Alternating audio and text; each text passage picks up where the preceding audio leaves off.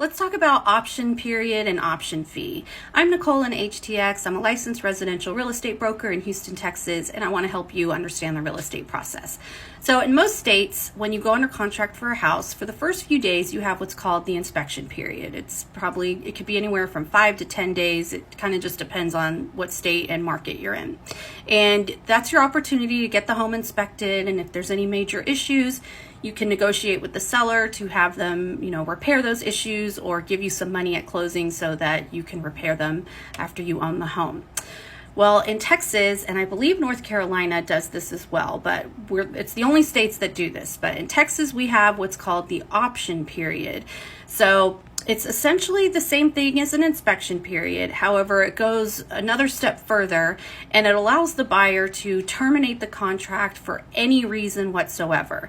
So it doesn't have to be as a result of the inspection. They can just simply change their mind. Maybe, they wake up and have a bad feeling and decide, I don't want to buy this house after all, or, another house down the street goes up for sale that they want instead. So they can just terminate during this option period and they'll get their earnest money back.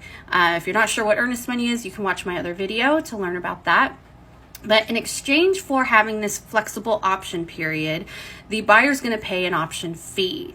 Now this fee, it's a small sum of money. It's not usually going to be as much as the earnest money.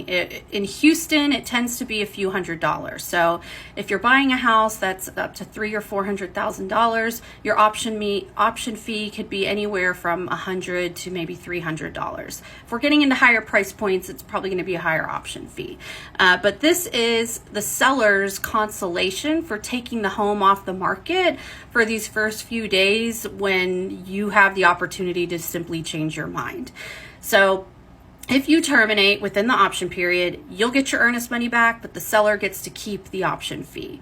Now, if you terminate later after the option period for any other reason, the seller still gets to keep that option fee, regardless of whether you get your earnest money back or not. And furthermore, if you close on the home and you end up buying it, then you will get that option fee credited back to you, just like the earnest money. So the seller won't keep it unless you end up not closing on the house because they did take it off the market. So that's essentially option period and option fee. If you have any questions, please leave a comment, send me a message, or click the link in my bio to send me an email. And keep watching at Nicole in HTX to learn more about the real estate process.